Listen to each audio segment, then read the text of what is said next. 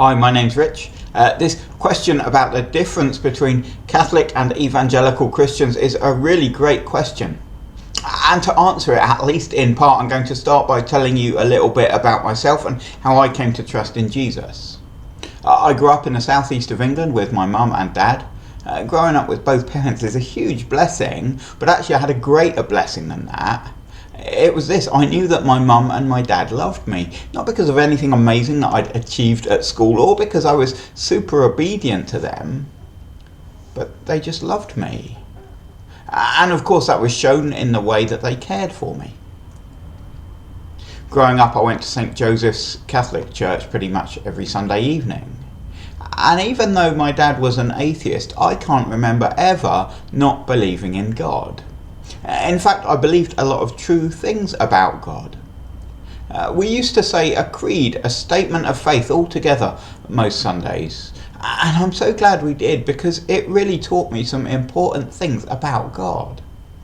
Saying that creed week in and week out taught me and reminded me that God the Father had created all things.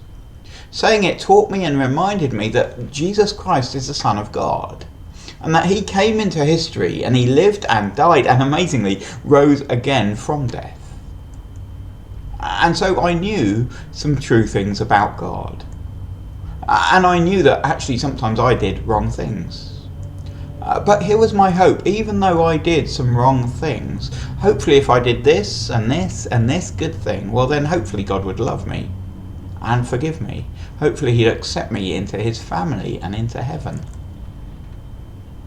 But going away to university, I did something I'm so glad that I did. I read John's Gospel with a friend. Reading it wasn't comfortable because I discovered that I couldn't do this and this and this good thing to bring me to God. Jesus says we are slaves to sin. We can't stop serving sin. And God's Spirit was helping me to see the truth of Jesus' words. But he also enabled me to see through the words of the Bible, even though I can't do anything to get up to God, God has still loved me. And that is why Jesus came into the world. To live the life that I haven't. To die the death that I deserve for my sin. And then to rise again and to give full, forever, free life to all who come to him.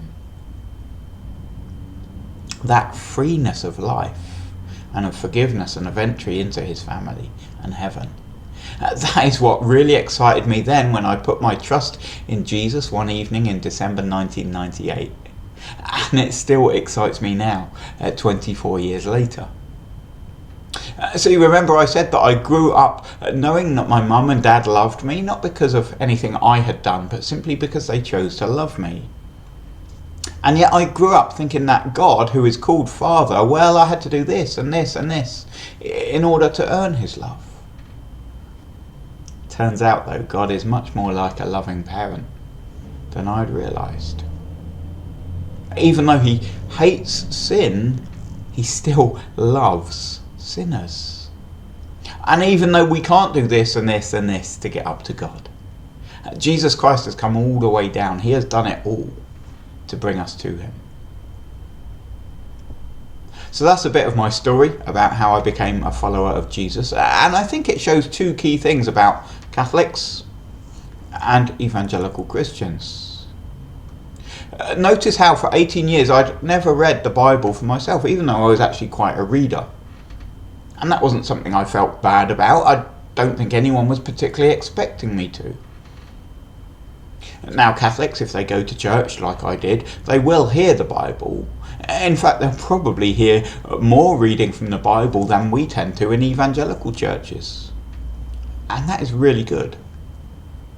But Catholics don't tend to give the central place to the Bible in their thinking that evangelicals hopefully do. And then it was that discovery of God's free forgiveness, his grace, that was so mind-blowing for me. I think often Catholics will, like me, understand that if I do these good things, well then God will accept me, and so try to do good. whereas evangelicals, hopefully, recognise God does accept me. He has received me only because of his grace, received only by faith in his Son Jesus alone.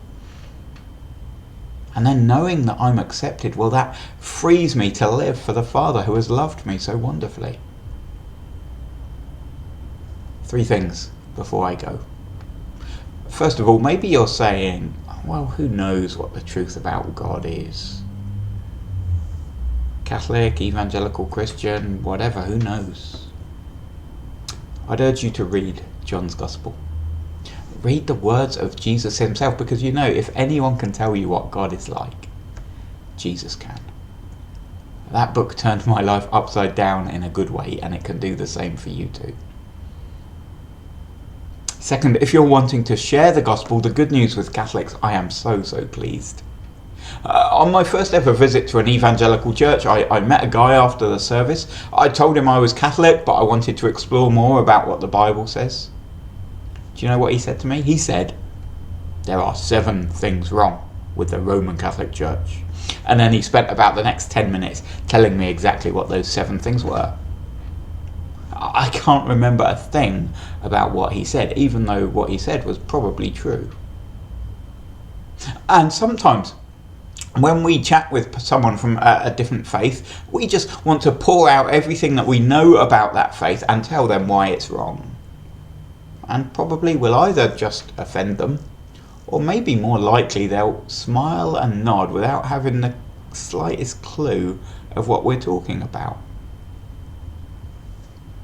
Some people will call themselves Catholics even though they actually don't believe in God.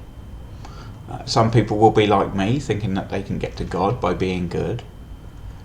Some people who call themselves Catholic will be very aware of their need for God's mercy and that they receive it only through Jesus. So I'd encourage you to really listen to that individual. Ask them what they believe. Ask them why they believe those things. And as you listen, I think God's Spirit will then help you to speak to them in a way that they actually hear, rather than you saying stuff that actually doesn't connect with them at all.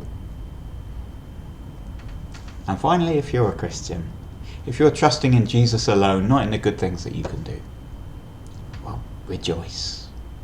Rejoice because God does love you, because he has saved you, and because he will take you home.